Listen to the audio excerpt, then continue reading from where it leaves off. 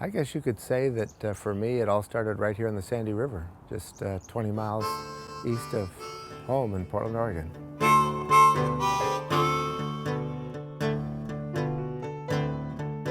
One of the meanings of cash is treasure, and the Sandy is certainly that. It remains a treasure today largely because of a family named Dyack. Arch Dyack was a character, so was his brother Sam. Both were doctors to the carriage trade on Portland Heights, who patented an early heart machine. In 1949, they acquired a 160-acre farm on the banks of the Sandy River. Every Christmas, the Dyacks invited their family friends to the farm to cut Christmas trees. The gift exchange involved in planting 2 to 3 seedling cedars and pines and fir and hemlock in return.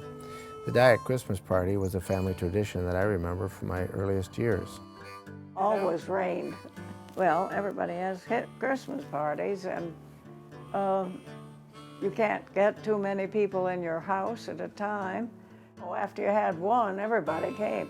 And it was always the Sunday before Christmas, so that they all were glad to have someplace to go, someplace to do something different, I guess. In 1969, the Dyacks made a gift of their Sandy River property to the Nature Conservancy, subject to life estates on 2 river cabins.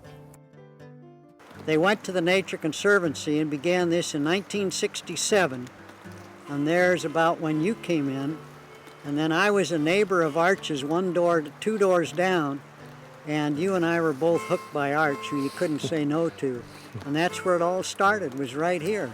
But 160 acres did not a wilderness river make, and the Dyacks wanted to preserve an entire 6-mile river corridor connecting Dodge Park and Oxbow Park.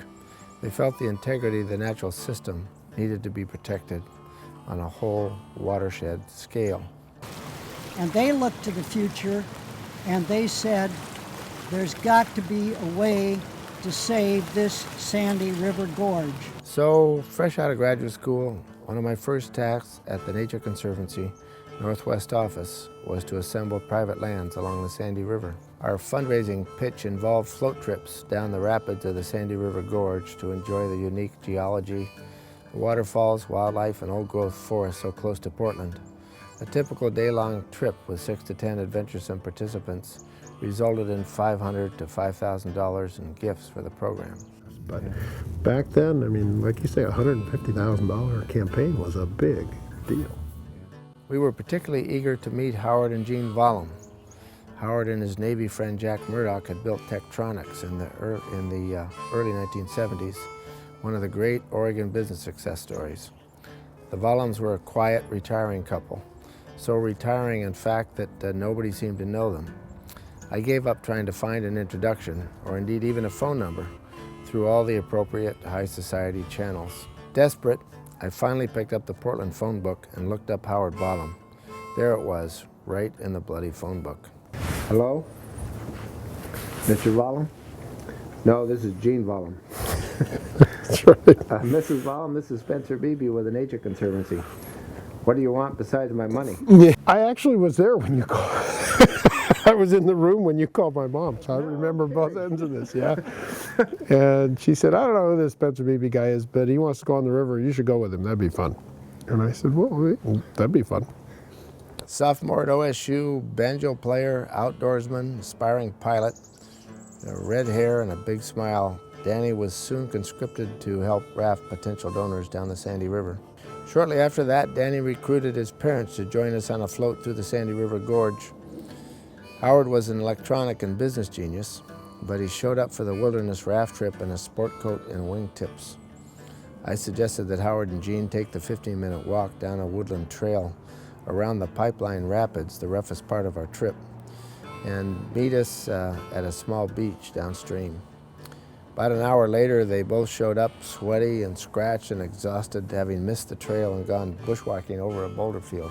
We had a picnic lunch on a sunny beach where Howard connected with nature by poking his finger down through several layers of wet sand and noting its thermodynamic characteristics. Jean had a great time, and so began a long and productive relationship with the Vollum family. And 4 years later, with the Dyack support, we had successfully completed most of the assembly, some 400 acres of private land and 5 parcels.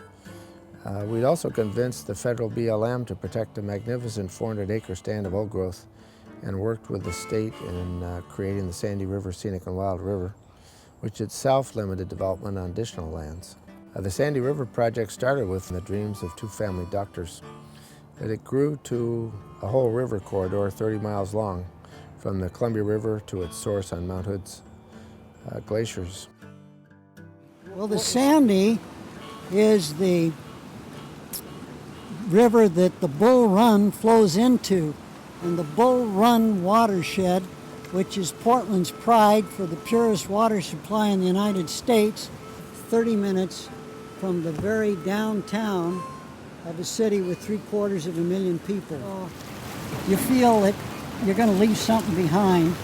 Aside from anything else you've done, you got to take a lot of pride in this Sandy River Gorge.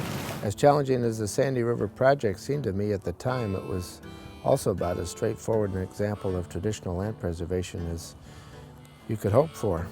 If I was feeling at all cocky when I took on my next job at the Nature Conservancy, Sycan Marsh in Southern Oregon, it's because I had no idea what I was getting into.